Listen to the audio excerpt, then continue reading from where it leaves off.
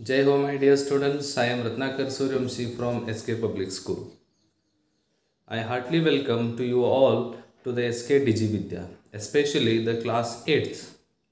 So today we will have an introductory part to the social science course subject, that too of the class 8th, which means here in this class we are going to see or we are going to understand what are the lessons there to the class 8th in social science. I mean in three sections of the social science: history, political science, as well as in geography. So how many lessons are there? What are those names of the lessons? About those all the things we will learn in this class. So in history, I would like to tell you that, or I would like to clarify you that in history there are totally 10 lessons.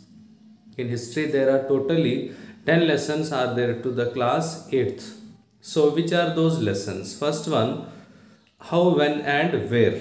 How, when and where. This is the first lesson in the history section of 8th social science. And then second one, from trade to territory. Second one, from trade to territory. Third one is ruling the countryside. Third one is ruling the countryside. Fourth one, tribals, daikus, and the vision of golden age. Tribals, daikus, and the vision of golden age. And then fifth one, when people rebel. When people rebel, it is the fifth lesson. Then sixth one, weavers, iron smelters, and factory owners. Weavers, iron smelters, and factory owners. This is the sixth lesson in history part of social science class 8th. Then seventh one, civilizing the native and educating the nation. Civilizing the native and educating the nation. It is an important lesson. Seventh lesson in history part. And then eighth one is women, caste, and reform. Women, caste, and reform. Then ninth one, the making of national movement. The making of national movement. It is from the period of 1870s to 1947. I mean, what all the things happen in India about freedom fight or the national movement from 1870 onwards till 1947. So all those events we learn in the making of national movement. Then the 10th one, last chapter in history, that is India after independence. India after independence. It is the last 10th chapter in history section of class 8th social science. Then see, now I would like to give a brief explanation about these lessons.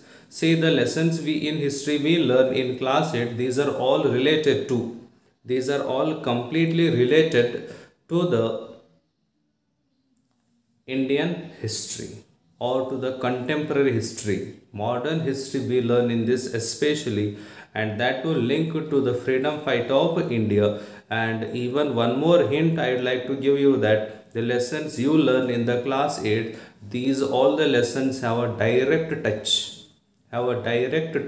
with the class 10th history, which means if you learn in the 8th properly, then 100% you will understand all the concepts of history of class 10th. So first one, as I told you, that how, when and where. Here we mainly learn about the periodization as well as how a countries or how history can be periodized. For example, here we learn especially about the periodization done by James Mill on the basis of religion, which means here we learn about Hindu as well as Muslim and British. So about these, how they periodized into these three religions of the Indian history. So about that also we learn. And in the second one, from trade to territory, how British began to conquer the areas of India. They came for trade, but what they did, they followed expansion method. I mean, they began to conquer the areas of India by defeating the various rulers of India. What are the strategies they used? About those we learn in the third lesson, that is the ruling the countryside. I mean, in this lesson we learn here what are the policies used by the British to conquer India or to defeat the Indian rulers. So about that we learn. Next one, the tribals, daikus and the vision of golden age. See, tribals means various tribal, about various tribal communities we learn, as well as in this we learn about daikus. Then commonly, what is the meaning of daikus? The meaning of daikus, the meaning of daikus is outsiders. British were the outsiders as well as the traders were the outsiders to the tribal communities of India. Especially we learn about one Birsa community of Chota Nagpur area. So its head was Birsa Munda. About him we will learn in this. His vision was the vision of golden age. About that also we learn in this. And then the fifth one, when people rebel. When people rebel, this is a lesson linked, or this is a lesson about the first war of Indian independence. The first war of Indian independence of 1857. What happened in 1857? Who fought for the freedom of India? Including Mangal Pandey, we learn in this. And then the sixth one, weavers, iron smelters and factory owners. Weavers means Indian cotton weavers we learn, as well as here we learn iron smelters. Iron smelters, I mean various tribal communities in India, they used to produce iron. I mean they used to smelt iron. So about them we will learn in this chapter, as well as we are going to learn about the factory owners, especially about TISCO, Tata Iron and Steel Company. Tata Iron and Steel Company, where it was established, when it was established, how it had played a very important role, what percent of iron it had exported to the British Empire during the time of First World War. About all those things we learn in this chapter. And then the eighth one, civilizing the nation and educating the people, or civilizing the native and educating the people. In this lesson, we are going to learn how British felt that through what way they have to utilize, they have to civilize the people of India. I mean, they felt that Indians were uncivilized according to them. They tried to civilize us through bringing their own English education policy. Especially, we are going to learn about Babington Macaulay. Especially about Macaulay, we learn in this chapter mainly.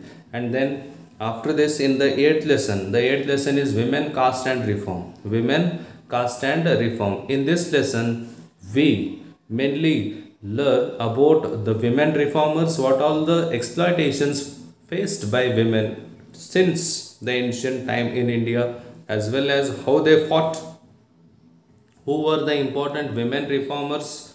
About them we learn, as well as caste is there. I mean, how caste system was emerged, and how the lower class people faced, including the tribal communities, how they faced exploitation from the upper caste people, as well as who were the important reformers. About social reformers we learn in this mainly. I mean, especially we are going to learn about Jyotirao Phule, we learn, as well as E.V. Ramaswamy Naikar, as well as we learn about Sri Narayana Guru. I mean, his institution was Sri Narayana Guru Dharma Paripalana Yogam. About that also we learn in this chapter. And then even we learn about Rajaram Mohan Roy, as well as about Dayanand Saraswati and Ishwar Chandra Vidyasagar. There was about Young Bengal movement also we learn in this chapter. And the ninth one, the making of nationalism, or the making of national movement. In this, obviously you know that in this lesson we are going to learn about the freedom fight of India, especially giving more concentration to the role played by Mahatma Gandhi in giving us freedom, liberty, from the British. And then the last lesson is India after independence. I mean, what happened after the independence of India? See, India was divided into two countries, and a lot of people have died because of the communal conflict. How India was divided, all those things we learn in the India after independence. So this is the last chapter. Then next, in the political science, also you have totally 10 lessons. Then which are those lessons? See, first one, Indian constitution is there. Second one, Indian constitution means we are mainly going to learn about Indian constitution in the first one. Second one, understanding secularism. Second one is understanding secularism. Secularism means a state doesn't support or doesn't promote any one particular religion. That is what we call secularism. So India is a secular country. So about secularism we learn in the second lesson. Then third one, why do we need parliament? About that we learn. Parliament, it is an institution of elected representatives. A body of elected representatives is parliament. So about that parliament we learn why we require parliament. Various reasons are that we learn. And then fourth one, understanding laws. Which are the laws we have and how those laws can be utilized by each citizen of India. About that we learn in the fourth chapter, that is the understanding laws. Fifth one, judiciary. What type of judicial system we have? For example, we have a very good judicial system. Independent judiciary we have, which is not influenced by legislative or even by the executive. So about that judiciary we learn. Judiciary, it is the fifth lesson in political science of social science in 8th class. And sixth one, understanding our criminal justice law.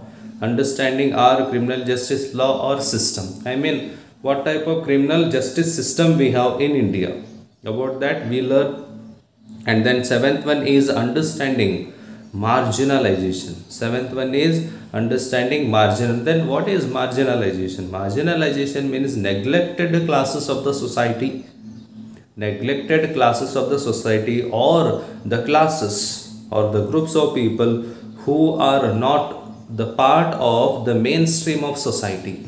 All those are called as marginalized sections of the society. So about them we are going to learn. Especially here we learn about the tribal communities only mainly, as well as the Dalits or the low caste communities of India. And then at that time the people who were considered as lower caste, about them we learn mainly. And then eighth one is confronting marginalization. What all the steps have been taken by the government to remove or to eradicate the marginalization in India, or the caste discriminations, caste taboos. For the removal of these caste taboos, what all the steps taken by the government of India or the constitution, about those things we learn in the confronting marginalization. And the next one is ninth one, that is public facilities. What are the basic facilities we require being as the citizen or being as the public of this country? What are the common services, common facilities we need to have? About those things we learn in the public facilities. And the 10th chapter in political science, that is law and social justice. 10th one is law and social justice. That is the 10th lesson. So this is the overall core structure of political science. Then geography. Coming to the geography, you have altogether 6 lessons. How many you have altogether? 6 lessons. Science. Then which are those lessons? First one is resources. You know that resources means the substances which are used by human beings, or which could be used or which can be used in future by human beings. All those substances are called as resources. Then second one, land, soil, water, natural vegetation and wildlife.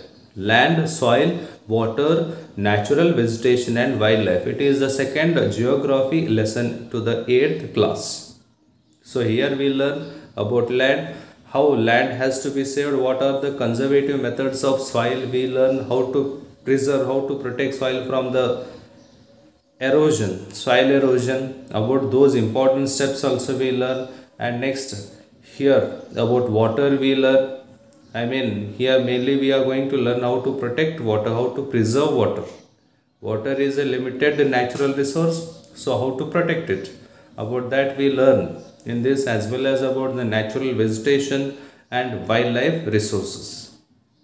So natural vegetation, various types of forest also we learn, including important wildlife resources. About them also we learn in this chapter. That is second one in geography. Then third one is mineral and power resources. Third one is mineral and power resources. Which are the important minerals? Iron ore or bauxite, various things we learn, as well as important power resources. I mean hydel energy, nuclear energy, geothermal energy, thermal energy, various power resources also we learn in the mineral and power resources lesson. This is a third one. Then fourth one is agriculture. Fourth one is agriculture. So you know that agriculture. Here in this chapter, we are going to learn what are the important patterns of agriculture, what are the types of farming, and which are the important crops of the world, which are the important food crops, commercial crops, all the cash crops, all those things we learn in the agriculture lesson. Then fifth one is industries. Fifth one is industries. So obviously here we are going to learn agro-based industries, mineral-based industries. In this way, various categories have been done among the industries. So about all those various types of industries we learn in the industries chapter. The next one is last chapter in geography, that is sixth one, that is human resource. Human resource. I mean, we are humans, we are human beings. So how human resource can play a very important role in the development of a particular country or in the development of whole world. About all those things we learn in the human resource chapter. That is the sixth one. So now I just briefed you about the course structure of class 8th social science subject. So once again, see, in history you have 10 chapters, and in political science also you have 10 chapters, and in geography you have altogether 6 chapters. So this is the overall course structure of class 8 social science. So hope you have understood about the brief of your class 8 social science course structure. Thank you. Jai Hind.